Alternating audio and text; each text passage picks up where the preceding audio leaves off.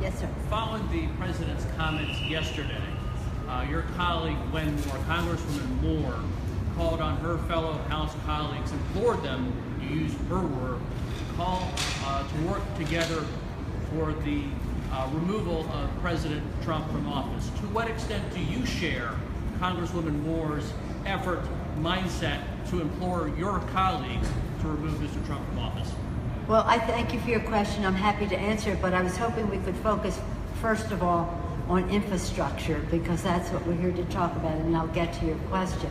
Just to put it in perspective, when Thomas Jefferson was president, he tasked the Secretary of the Treasury to build an infrastructure plan. It was the first infrastructure initiative to build into America the Erie Canal, the Cumberland Road, following Lewis and Clark, building into the Louisiana Purchase, because they knew that for our country to succeed, we had to have that connection.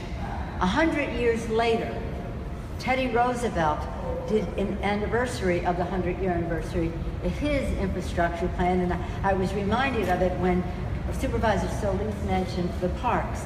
His infrastructure plan was to establish the national park system.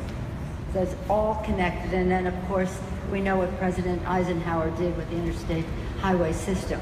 So we have had tradition of great leadership in the White House on the subject of infrastructure. So as we go into the future with all the uncertainty about innovation and robots and this or that, we have a three-word solution: build, build, build.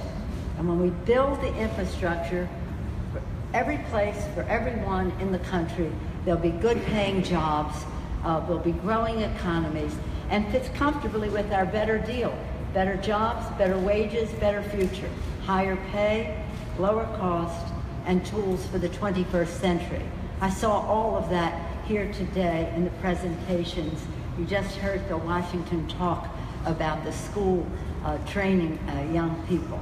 So it's pretty exciting to be here, and if anyone has any questions, for example, about the budget, which has cut 17% of the transportation budget in the President's budget, that has cut off some of the grants that we're hoping to have here in California, helping with the Purple Line and the rest.